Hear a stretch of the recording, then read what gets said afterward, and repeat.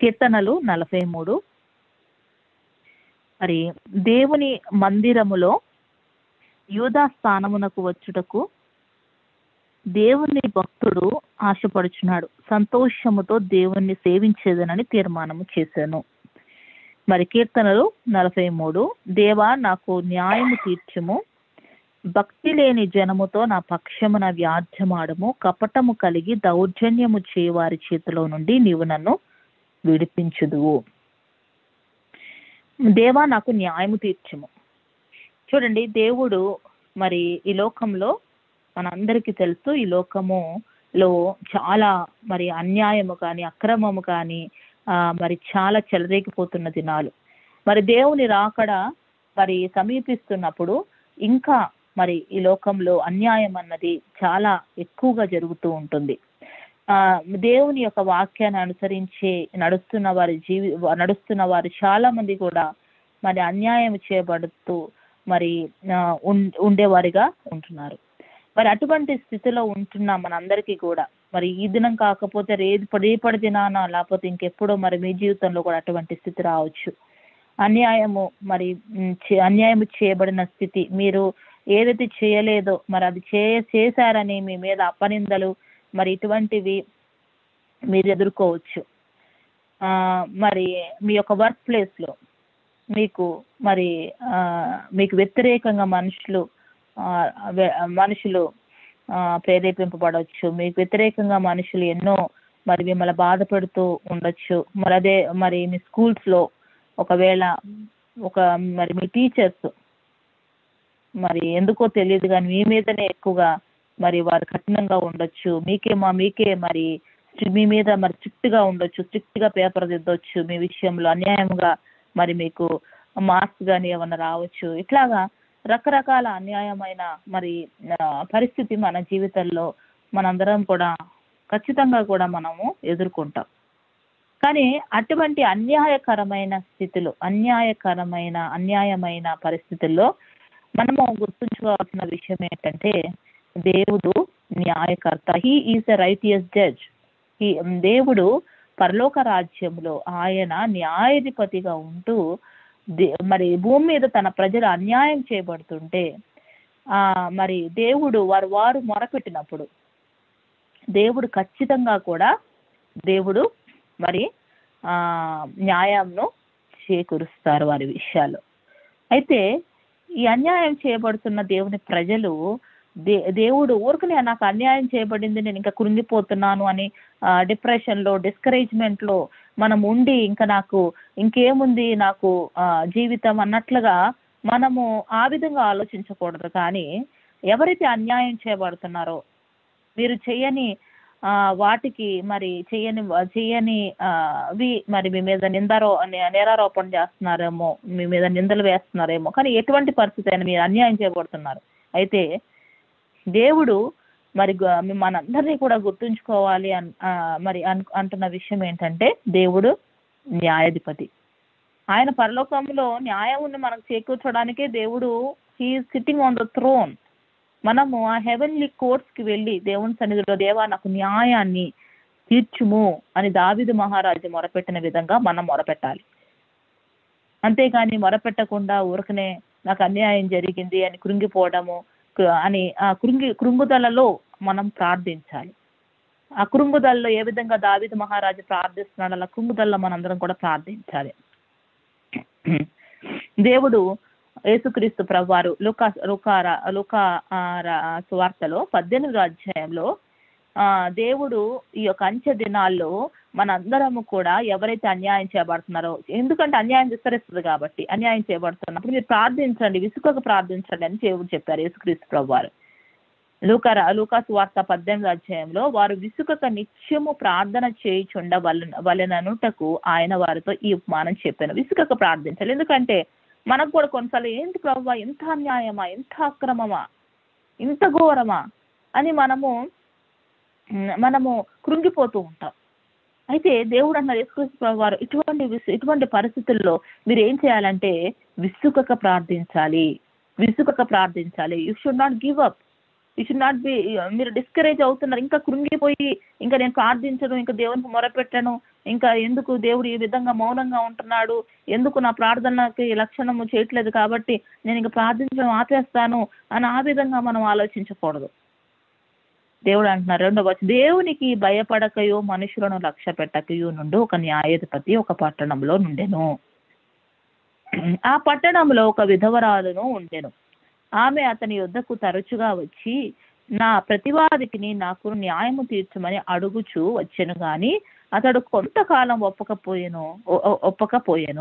తర్వాత అతడు, నేను దేవునికి భయపడకయు మనుషులను లక్ష్య పెట్టకయు ఉండినను ఈ విధవరాలు నన్ను తొందర పెట్టుచున్నది గనుక ఆమె మాటి మాటికి వచ్చి గోజాడకున్నట్లు ఆమెకు న్యాయము తీర్చునని తనలో తానును అనుకొనెను. మరియు ప్రభు విట్లనును, అన్యాయస్తుడైన ఆ న్యాయాధిపతి చెప్పిన మాట వినుడి. దేవుడు తాను ఏర్పరచుకొనిన వారు దివారాత్రుడు తన్ను గూర్చి మొరపెట్టుకొనుచుండగా వారికి న్యాయము తీర్చడా? చూడండి, చెప్పండి, న్యాయం తీర్చడా? తప్పకుండా న్యాయం తీరుస్తాడు దేవుడు. కాబట్టి విసుకక, అన్యాయస్తుడైన ఆ న్యాయాధిపతి విధవరాలకు మాట్లాడితే బాధరు చేస్తుంది, మాట్లాడితే ఉదయం సాయంత్రం మధ్యాహ్నం వస్తూనే ఉంది న్యాయం తీర్చమని. ఎందుకు ఇంతగా నన్ను భక్తి చేస్తుంది, ఇంతగా నన్ను ఇది చేస్తుంది అనేసి వెంటనే దానికి తన కేసుని టేకప్ చేశారు ఈ అన్యాయస్తుడైన న్యాయాధిపతి. అదే విధంగా మరి యేసుక్రీస్తు ప్రభువారు అన్యాయస్తుడైన న్యాయాధిపతి కాదు, ఆయన హీఈస్ రైటియస్ జడ్జ్, సత్యవంతుడు, సత్యమైన న్యాయాధిపతి. న్యాయము, నీతి, యథార్థతలు మరి ఆయనలో ఎటువంటి చీకటి లేదు. మరి యేసుక్రీస్తు ప్రభువారు, మీరు ఆ విధంగా మొరపెట్టండి, విసుకక మొరపెట్టండి, గివప్ చేయొద్దు. మీకు అన్యాయం చేయబడిందని, అక్రమం చేయబడిందని మీరు డిప్రెషన్ లోకి వెళ్ళొద్దు, డిస్కరేజ్ అవ్వద్దు. మీరు మొరపెట్టండి, విసుకక ప్రార్థించండి, నేను మీ మొరను ఆలకిస్తాను అని దేవుడు మరి మనందరితో కూడా మాట్లాడుతున్నారు. దావీదు మహారాజు ఏ విధంగా ఇటువంటి ప్యాటర్న్ అయితే తన జీవితంలో దావీదు మహారాజు మరి ఫాలో అయ్యారు, అటువంటి ప్యాటర్న్ ని మనం ఫాలో అవ్వాలి మన జీవితాల్లో. మనం కూడా, దేవా నాకు న్యాయము తీర్చుము అని మొరపెట్టాలి. మనం, దేవా నాకు న్యాయము తీర్చుము. భక్తి లేని జనముతో నా పక్షమున వ్యాజ్యమాడము. భక్తిహీనులు అంటే దేవుని వాక్యాన్ని అనుసరించని వారు భక్తిహీనులు, ప్రార్థన చేయని వారు భక్తిహీనులు. భక్తి లేని జనముతో నా పక్షమున వ్యాజ్యమాడుము. కపటము కలిగి దౌర్జన్యము చేయవారి చేతిలో నుండి నీవు నన్ను విడిపించుదువు. చూడండి, విశ్వాసముతో దావీదు మహారాజు వెళ్తున్నారు దేవుని న్యాయపీఠము దగ్గరికి. భక్తి లేని జనము విస్తరించారు కదా ఈ లోకంలో. స్వార్థపూరితమైన జీవితాలు కలిగిన వారు భక్తిహీనులు. మరి దేవుని తెలిసి ఉండి కూడా స్వార్థముగా ప్రవర్తించడం, వాక్యానుసారంగా ప్రవర్తించకపోవడం, ప్రార్థన చేయకపోవడం, వీళ్ళందరూ కూడా భక్తిహీనులు. అయితే భక్తి లేని జనముతో నా పక్షమున వ్యాజ్యమాడము. చూడండి, ఇటువంటి పరిస్థితుల్లో కొన్నిసార్లు మరి మనుషులు ఏ విధంగా ఆలోచిస్తారో, ఇంత నేను దేవుని వాక్యానుసారంగా ప్రవర్తిస్తున్నప్పటికీ ఎందుకు నాకు ఇన్ని బాధలు, కాబట్టి నాకు నేను ఇంకా వాక్యాన్ని అనుసరించను, ఏమీ లేదు, అందరు నడుస్తున్నట్లుగా నేను నడుస్తాను అని కొన్నిసార్లు మనము అలా దేవునికి దూరం అవ్వచ్చు. కానీ ఇటువంటి పరిస్థితుల్లోనే మనం ఏం చేయాలి? ఆయన వాక్యానుసారంగా కూడా జీవించాలి. కీర్తన 119, 157, 158 వచనాల్లో చూసినట్లయితే, నన్ను తరుము వారును నా విరోధులను అనేకులు. చూడండి, అనేకులు ఉంటారు, ఏదో ఒకళ్ళిద్దరు ఉండరు, అనేకులు ఉంటారు. మిమ్మల్ని బాధ పెట్టేవారు అనేకులు ఉంటారు, మిమ్మల్ని అన్యాయం చేసేవారు. అయినను నీ న్యాయ శాసనముల నుండి నేను తొలగకయున్నాను. ద్రోహులను చూచి నేను అసహ్యించుకుంటుని, నీవిచ్చిన మాటను వారు లక్ష్య పెట్టరు. అయితే ఇటువంటి పరిస్థితుల్లో కూడా మీరు దేవుని వాక్యాన్ని పట్టుకోవాలి, దేవుని వాక్యానుసారంగా జీవించాలి అని దేవుడు మనతో ఇదనని మాట్లాడుతున్నారు. దావీదు మహారాజు ఏ విధంగా ఇటువంటి పరిస్థితుల్లో కూడా దేవా నీ న్యాయ విధులు నీ శాసనములు నేను అనుసరించి నడుస్తా. నా విరోధులు ఎంతమంది ఉన్నా, నాకు ఎంత అన్యాయం జరిగినా, నన్ను ఎంతగా వారు బాధ పెట్టినా, నేనైతే నీ న్యాయ విధులను వదిలిపెట్టను, నీ వాక్యాన్ని నేను వదిలిపెట్టను. మనము ఇటువంటి పరిస్థితుల్లో మనం ఏం చేయాలి? వాక్యాన్ని ప్రేమించే వారిగా ఉండాలి. ఈ వాక్యము నీ వెలుగుగా ఉంటుంది కదా. ఈ వాక్యం అన్నది వెలుగు. వాక్యాన్ని మనం ప్రేమించే వారిగా ఉండాలి. నీవు నాకు దుర్గమైన దేవుడవు, నన్ను త్రోసివేసితివేమి, నేను శత్రుబాధ చేత దుఃఖాక్రాంతుడనై సంచరింప నేల. ఇటువంటి పరిస్థితుల్లో మన ఆత్మ మన యొక్క ఫ్లెష్ ఏ విధంగా తొందర పెడుతూ ఉంటది. నేను ఎందుకు ఈ విధంగా బాధపడాల్సి వచ్చింది? దేవుడు నన్ను ఎందుకు త్రోసివేశాడు? ఎవ్వరికి కలగని బాధ నాకే ఎందుకు వచ్చింది? చాలా మంది సంతోషంగా ఉంటున్నారే, నాకే ఎందుకు ఎప్పుడు కూడా బాధ, వేదన, దుఃఖమే ఎందుకు అని మనం అందరం కూడా చాలా మంది కూడా ఆ విధంగా బాధపడుతూ ఉంటారు. అవును, అట్లాగా దేవుడిని అడగడంలో తప్పేం లేదు. దేవుడు ఏమి మనల్ని కోపగించుకోరు. దావీదు మహారాజు విషయంలో కూడా మరి రాజుగా ఆయన అభిషేకింపబడిన తర్వాత సమూయేలు ప్రవక్త ద్వారా ఆయన అరణ్యములో శోధింపబడడానికి ఏ విధంగా యేసుక్రీస్తు ప్రభు వారు శోధింపబడడానికి అరణ్యములో కొనుపోబడ్డారో అట్లాగే దావీదు మహారాజు కూడా మరి అనేక విధమైన అరణ్యములో మరి సౌలు బారి నుండి సౌలు ప్రాణాన్ని తీయాలని చూస్తున్నప్పుడు పారిపోతూ ఉంటున్నాడు. అటువంటి స్థితి వచ్చింది.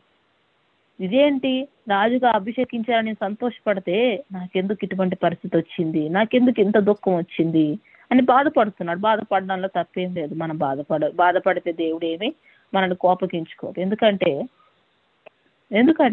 That is how we feel. అందుకనే మనము శరీరంలో ఉన్నప్పుడు, మనము బాధపడుతున్నప్పుడు, దుఃఖపడుతున్నప్పుడు, వేదన పడుతున్నప్పుడు దేవుడు మనల్ని చూసి దేవుడు కోపగించుకోరు. ఎందుకంటే హీ అండర్స్టాండ్స్ ఎవ్రీథింగ్. మనం ఏ విధంగా ఉంటున్నామో, మన పరిస్థితి ఏంటి, మన ఫ్రేమ్, వీఆర్ జస్ట్ మన వీక్ గా ఉంటాం ఈ శరీరంలో అన్న తెలుసు దేవునికి. కాబట్టి దేవుడు మనల్ని కోపగించుకోరు. మనం ఉన్నట్లుగా దేవుని సన్నిధిలో మనం ఎట్లా ఫీల్ అవుతున్నామో దేవునికి చెప్పుకోవచ్చు. దేవా, నేను ఇట్లా బాధపడుతున్నాను, వేదన పడుతున్నాను, దుఃఖపడుతున్నాను, నువ్వెందుకు నన్ను వదిలేసావు అడగవచ్చు మనని. ఎందుకంటే దేవుడు యేసుక్రీస్తు ప్రభువారు మన స్నేహితుడుగా ఉంటున్నారు. చూడండి, ఆయన నిజమైన స్నేహితుడు యేసుక్రీస్తు ప్రభువారు. స్నేహితుడితో మనం ఎట్లా ఉంటాము? సరదాగా ఉంటాం కదా. మన స్నేహితుడికి మనకి ఏదైనా గొడవ వచ్చిందనుకో, ఏదన్నా మిస్అండర్స్టాండింగ్ వచ్చిందనుకో, మనం వెంటనే వెళ్ళేసి ఎందుకు నువ్వు ఇట్లాగా నన్ను అన్నావని కూడా మా చదువుని బట్టి మనం అడుగుతాం. ఎందుకు దాన్ని బాధ పెట్టామని అడుగుతాం. అందులో ఏం తప్పేం లేదు. దేవుడు కూడా యేసుక్రీస్తు ప్రభువారు ఆయన నిజమైన స్నేహితుడిగా ఉంటున్నారు. మనం ఎట్లా ఫీల్ అవుతున్నాం, మనం ఉన్నట్లుగా ఆయనకు చెప్పుకుంటే దేవుడు తప్పకుండా కూడా ఆయన మనల్ని త్రోసివేరు, మన మీద కోపపడరు. అసలు మనం ఉన్నట్లుగా మన వీక్నెస్ ని మనం చెప్పుకోవడమే ఆయనకి ఇష్టం. ఒకవేళ మీకు ఏ బలహీనత ఉన్నది, ఒకవేళ మీకు కోపం ఎక్కువ వస్తుంది అనుకోండి, మనం చెప్పొచ్చు, ప్రవ్వా నాకు కోపం ఎక్కువ ప్రవ్వా, నన్ను ఈ బలహీనత నుండి నన్ను విడిపించు.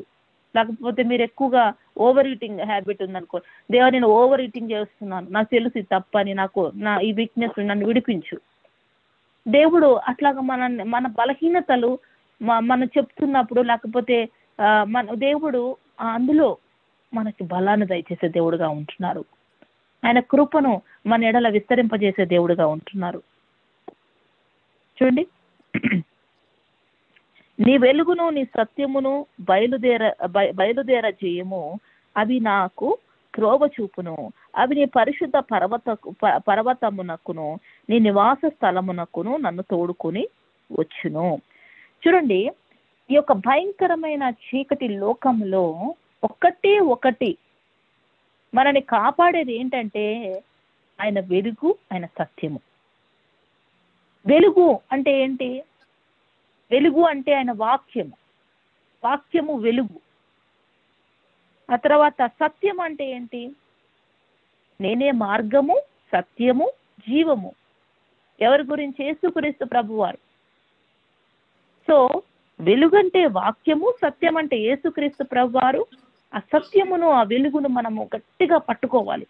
ఈ చీకటి మనకు అన్యాయం చేయబడుతున్నప్పుడు, మనల్ని దూషిస్తున్నప్పుడు, మనం నిందిస్తున్నప్పుడు యేసుక్రీస్తు ప్రభువాన్ని మనం విడిచిపెట్టకూడదు.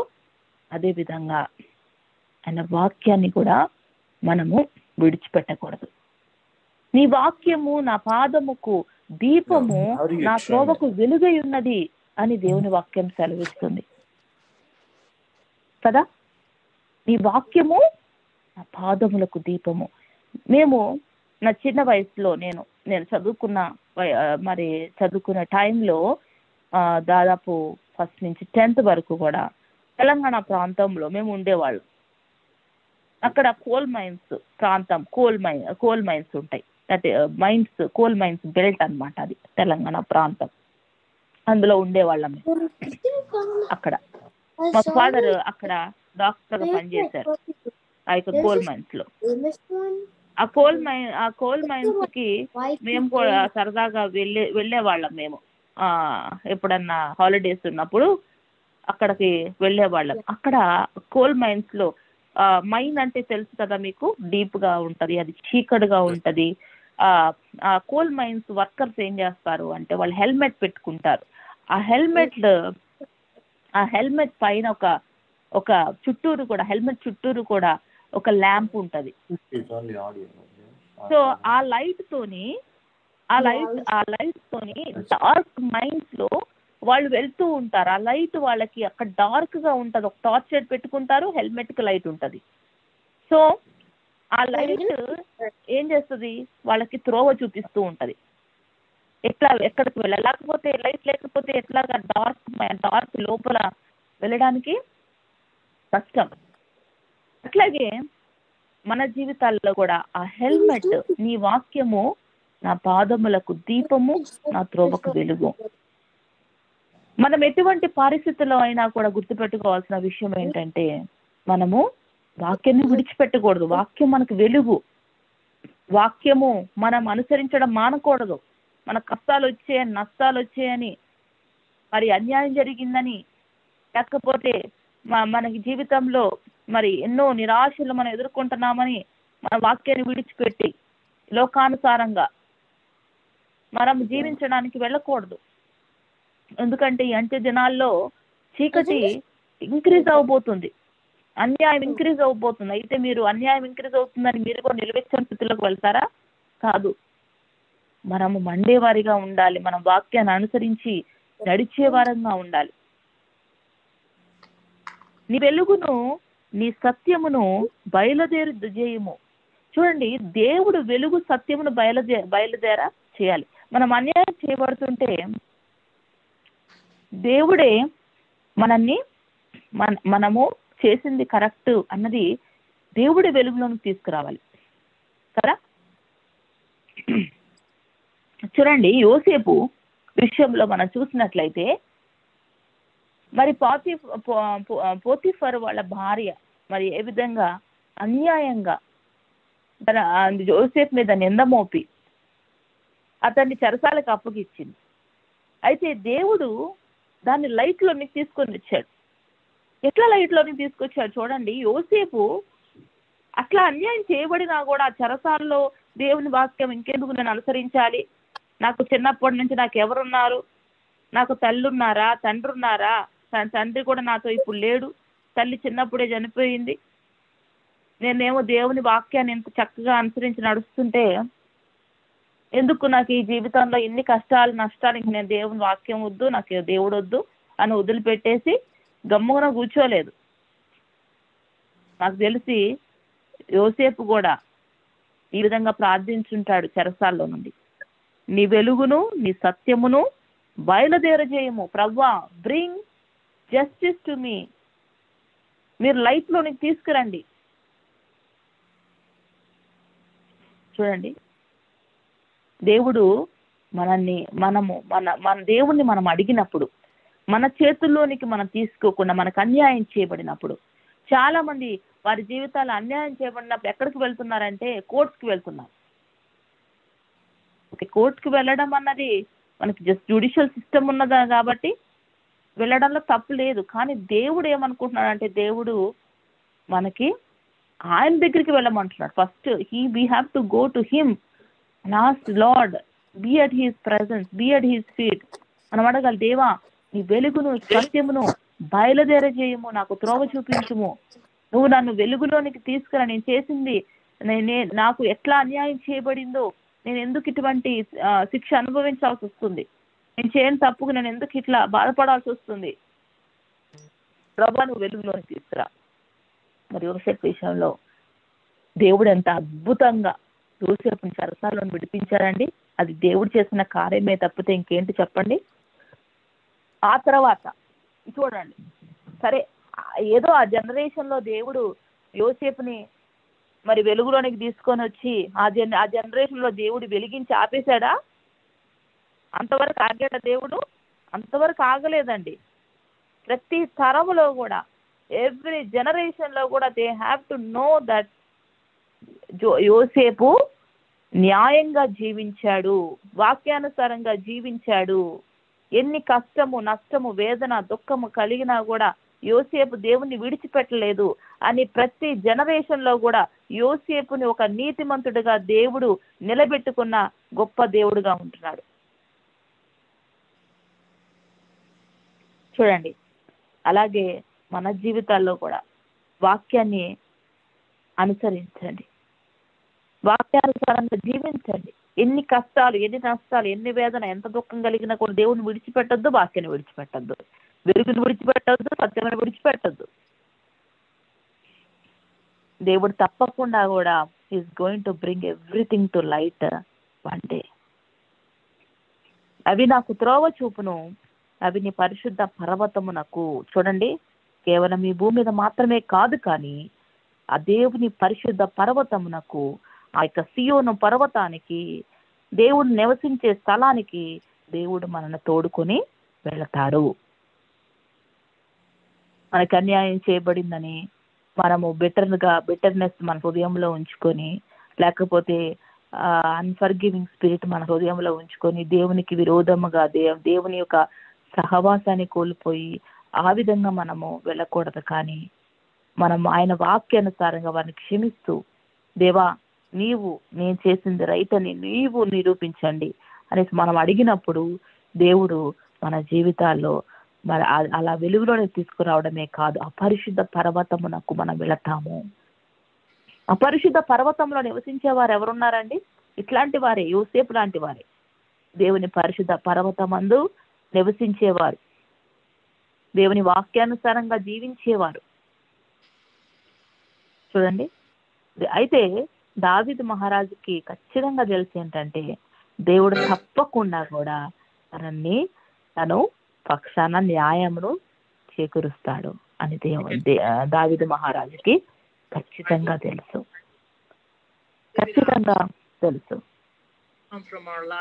చూడండి, and keep going. I'm just kind of living in God in this highly technological and this scientific society. కాబట్టి మనందరము కూడా ఆ విధంగా దేవుని యందు విశ్వాసం ఉంచుదాం, దేవుని యందు నిరీక్షణ ఉంచుదాం, దేవుని యొద్ద కనిపెడదాం. మన సొంత చేతులకి మనం తీసుకోవడం కాదు. ఎవరైనా చూడండి, మన అన్యాయం చేయబడితే నేను నిరూపించుకుంటా, I will prove myself, నేను నిరూపించుకున్నాను. వెళ్ళారా మీరు? కొంతవరకే మీకు ఒకవేళ కొంత సంతోషం కలిగినా కూడా యూ విల్ బి డిసప్పాయింటెడ్. కానీ దేవుణ్ణి అడగండి, దేవా you bring everything to light అన్నప్పుడు దేవుడు తన చేతుల్లో తీసుకుంటారు, తన ఆధ్వర్యంలో తీసుకుంటారు. చూడండి, మన యొక్క పరిస్థితిని ఆయన చేతికి అప్పగించడం అంటే దేవునికి ఎంతో ఇష్టం. దేవా నేను ఏమి కలుగు చేయను, నేను మౌనంగా ఉంటా, నేనైతే ఈ పరిస్థితిని నీ చేతికి అప్పచెప్పుతా. చూడండి, దేవుడు వెలుగై ఉన్నాడు, హీ ఈజ్ ద లైట్. చూడండి, యోహాను రాసిన మొదటి పత్రిక 1వ అధ్యాయము 5వ వచనంలో చూసినట్లయితే, మేము ఆయన వలన విని మీకు ప్రకటించే వర్తమానం ఏమనగా, దేవుడు వెలుగై ఉన్నాడు, ఆయన యందు చీకటి ఎంత మాత్రము లేదు. దేవుడు వెలుగై ఉన్నాడు, ఆయన యందు చీకటి ఎంత మాత్రం లేదు.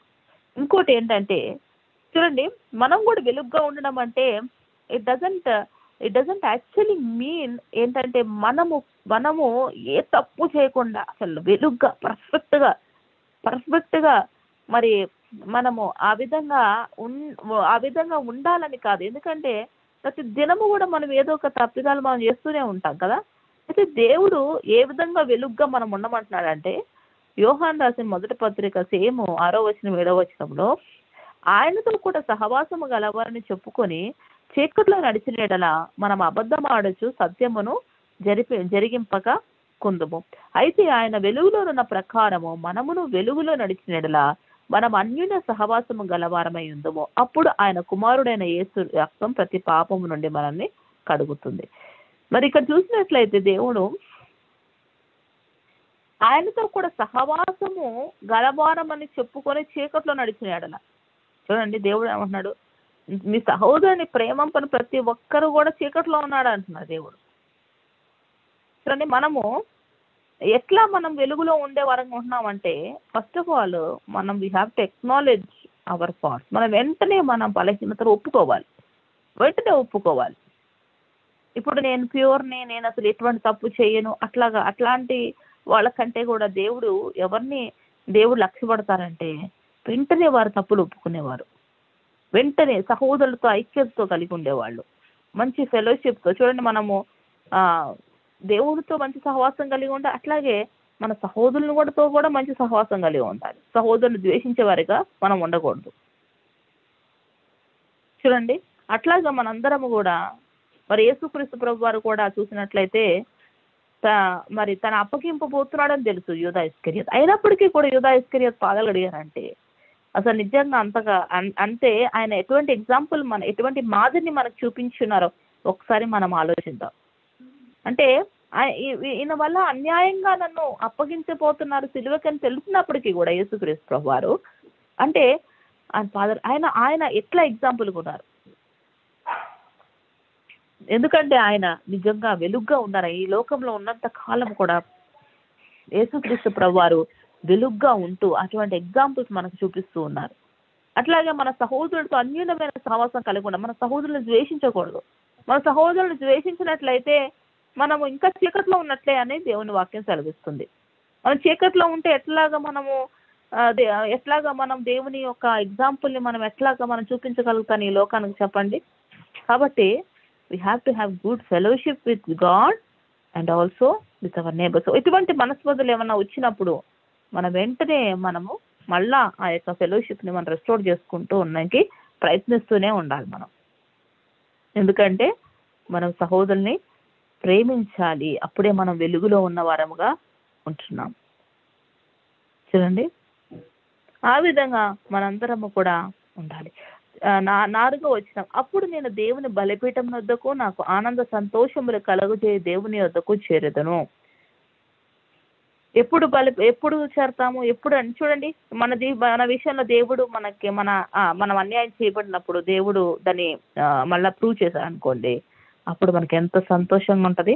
అయితే దావీదు మహారాజు అంటున్నారు, తప్పకుండా దేవుడు న్యాయం చేకూరుస్తారు, కాబట్టి నేను ఆయన బలిపీఠం దగ్గరకి ఎప్పుడు కూడా ఎటువంటి పరిస్థితుల్లోనైనా కూడా ఆనంద సంతోషములు కలుగుజే దేవుని వద్దకు ఎప్పుడు కూడా దేవుని స్తుతిస్తూ ఉంటాను. నా సితారా తీసుకొని ఎప్పుడు కూడా దేవునికి కృతజ్ఞత ఆశలు చెల్లిస్తూ ఉంటాను. దేవుడు he love to exalt he servant. మనము మరి హంబుల్గా ఉండి హ్యూమిలిటీతో వినయముతో మనం దేవుని పాదాల దగ్గర చేరి చేకూర్చమని మనము అన్నప్పుడు దేవుడు మనల్ని హెచ్చు చేస్తారు, దేవుడు మనల్ని గొప్ప చేస్తారు, ఒక ఉన్నతమైన స్థితిలో దేవుడు మనకు జ్ఞాపకం చేసుకుంటారు. చూడండి, కాబట్టి మనందరము కూడా మనం ఆయన ముందు హంబులైనప్పుడు దేవుడు తప్పకుండా మనల్ని ఎప్పుడు కూడా మనల్ని స్తుతించేవారిగా ఆనందించేవారు. ఎందుకంటే దావీదు మహారాజుకి తెలుసు ఏంటంటే దేవుడు తప్పకుండా కలుగు చేసుకోబోతున్నారు, తప్పకుండా నన్ను దేవుడు మరి నా విషయంలో దేవుడు ఏ వాగ్దానం అయితే చేసి ఉన్నారో, నేను రాజుగా మరి ఉంటానని దేవుడు వాగ్దానం చేశారు. కాబట్టి తప్పకుండా ఆ స్థితి నాకు వస్తుంది. కాబట్టి నేను ఎప్పుడు కూడా దేవుని స్తుతిస్తూనే ఉంటాను, ఆరాధిస్తూనే ఉంటాను. కొన్నిసార్లు ఎనిమి శత్రువు మనల్ని డిస్కరేజ్మెంట్ లోకి తీసుకొని వెళ్తుంది చాలా సార్లు, ముఖ్యంగా దేవుని నమ్మిన బిడ్డలు. ఎందుకంటే we are fighting against the forces of darkness. కాబట్టి ఎప్పుడు కూడా మనల్ని కృంగుదల్లోకి తీసుకెళ్తారు. కానీ ఒక్కటి గుర్తుంచుకోవాలి, ఎప్పుడు కూడా దేవుడు మనల్ని విడిచిపెట్టే దేవుడు కాదు. మనము ఆయన పాదాలు పట్టుకున్నప్పుడు దేవుడు తప్పకుండా ఆయన మన జీవితాల్లో కలుగు చేసుకొని మన జీవితాల్లో దేవుడు మనల్ని హెచ్చించే దేవుడుగా ఉంటున్నారు. మనము మోకాళ్ళు వంగుతున్నామంటే వీఆర్ హంబ్లింగ్ అవర్ సెల్ఫ్. మన ప్రార్థనలో మనం మోకాళ్ళ మీద ఉంటామంటే దాని అర్థం ఏంటి? We are humbling our self before God.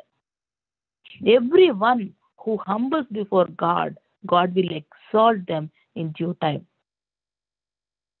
మనము ఖచ్చితంగా మనం చూసాం కదా, అది దావీదు మహారాజు జీవితంలో చూసాం, యోసేపు జీవితంలో చూసాం, అట్లాగే మన జీవితంలో కూడా మనం చూస్తాం తప్పకుండా. వీళ్ళందరి వచనాలు ఎందుకు దేవుడు మనకి రాశారంటే, తప్పకుండా మీరు కూడా ఈ చీకటిని మీలో నుండి తొలగించుకొని మీరు ఈ వెలుగుని ఈ వాక్యాన్ని పట్టుకొని అనుసరిస్తూ వెళ్ళండి. తప్పకుండా I'm going to exalt you in due season అంటున్నారు దేవుడు. అదే పేతురు అంటున్నారు.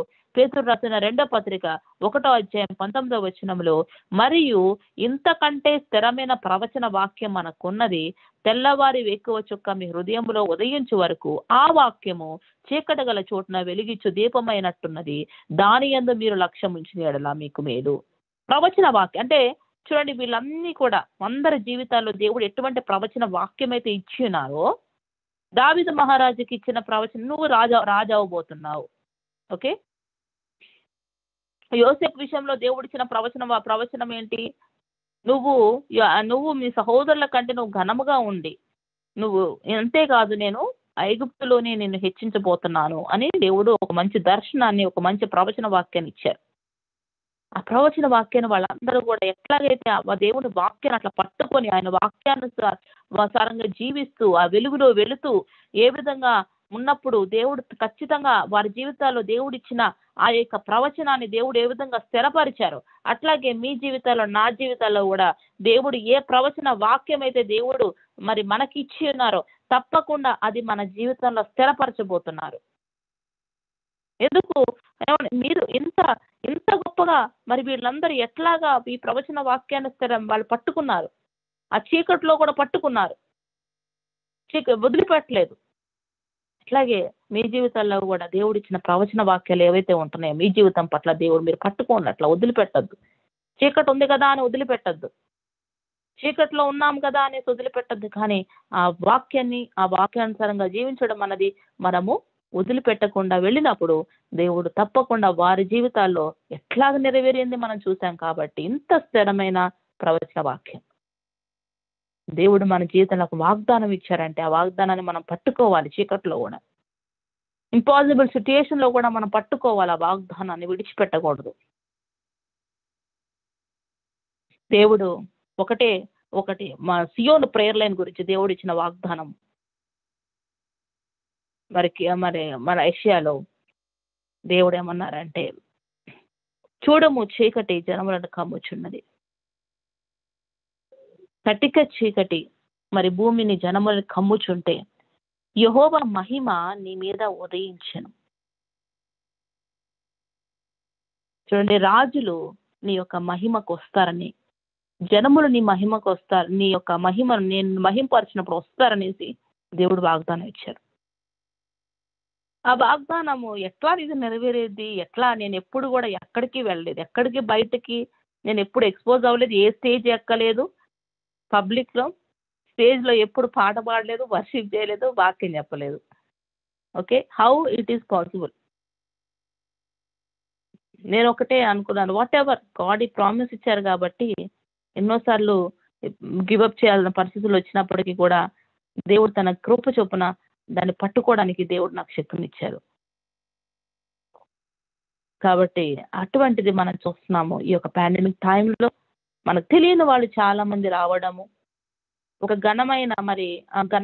ఘనముగా దేవుళ్ళు వాడబడుతున్న గొప్ప గొప్ప దైవజనులు మన ప్రేయర్ లైన్కి రావడము, వారి వాక్యాన్ని అందించడము, అందరం బలపరచబడడం, ఇవన్నీ మనం చూస్తున్నాం. ఇది కేవలము దేవుడు చేసిన కార్యమే. దేవుడు కూడా కొన్నిసార్లు ఎట్లా చేస్తారంటే ఇంపాసిబుల్ సిచ్యుయేషన్ మనం నడిపించి ఆ ఇంపాసిబుల్ సిచ్యుయేషన్ లో దేవుడు హస్తాన్ని చూపిస్తారు. ఇది నా వల్లనే సాధ్యము, ఇది నీ సొంత శక్తిని బట్టి కాదు, జ్ఞానం బట్టి కాదు, తెలివిని బట్టి కాదు, నీకున్న ధనాన్ని బట్టి కాను. I am the one who is leading you. నేనే చేశాను ఇది. ఎందుకంటే దేవుడి నామము మహింపరచుకోవడానికి ఆయన ఇష్టపడుతున్నారు. ఆయన నామం మహింపరచబడాలి కదా ప్రతి స్థితిలోనూ మన జీవితాలు. అట్లాగే మీరు కృంగిపోవద్దు. ఎందుకంటే ఎవరి జీవితాలు ఏ వాగ్దానం ఇచ్చినా దేవుడు కృంగిపోయే పరిస్థితి అయితే ఖచ్చితంగా వచ్చింది, చీకటి గల పరిస్థితి ఖచ్చితంగా వచ్చింది. కానీ ఆ చీకట్లో మనం ఆ వాక్యాన్ని పట్టుకోవాలి, ఆ చీకట్లో ఆ వాగ్దానాన్ని పట్టుకోవాలి, విడిచిపెట్టకూడదు. మీకు తెలుసు దేవుడి వాగ్దానం ఇచ్చాడని తెలుసు, అట్లాంటప్పుడు మీరు దాన్ని గ్రిప్ చేయాలి, పట్టుకోవాలి. నా ప్రాణమా నీవేలా కృంగి ఉన్నావు, ఎందుకు కృంగిపోతున్నావు, నాలో నీవేలా తొందరపడుచున్నావు, దేవుని యందు నిరీక్షణ ఉంచుము, ఆయన నా రక్షణకర్త, నా దేవుడు, ఇంకనూ నేను ఆయన స్తుతించెదను. చూడండి, చీకట్లో అంధకారంలో కూడా భయంకరమైన పరిస్థితుల్లో కూడా దేవుని స్తుతించినప్పుడు సాతానికి చాలా కోపం వస్తుంది. ఏంటి వీళ్ళు ఇటువంటి పరిస్థితుల్లో కూడా ఎట్లా పాట పాడగలుగుతున్నారు, ఎట్లా స్తుతించగలుగుతున్నారు, నేను ఎంత కృంగదీయాలని ప్రయత్నించానే వీళ్ళని, ఇట్లా కృంగిపోవట్లేదేంటి, వీళ్ళు విడువక ప్రేయర్ లైన్కి వస్తున్నారు, విడువక ప్రార్థన చేస్తున్నారు, స్తుతిస్తున్నారు, పాడబడుతున్నారు. ఎంత కోపం అంటే సాతానికి చిర్రెక్కిపోతూ ఉంటది. ఇక వీళ్ళు డిసప్పాయింట్ అవ్వరా, డిస్కరేజ్ అవ్వరా, నన్ను దేవుణ్ణి వదిలిపెడతారనుకుంటే వదిలిపెట్టలేదే కదా. మనం దేవుని మహింపరిచేవారిగా, సాతానికి సిగ్గు తెచ్చేవారిగా, దేవునికి మహిమ తెచ్చేవారిగా మనందరము ఉండాలని దేవుడు కోరుకుంటున్నారు. కాబట్టి ఆ విధంగా మనం ఉండాలని దేవుడి వాక్యాన్ని దీవించి ఆస్వాదించిన గాక. మీ వినికిడిలో దేవుడి వాక్యాన్ని 30 60 100 ఫలింపజేయను గాక. ఆమేన్. ఆమేన్.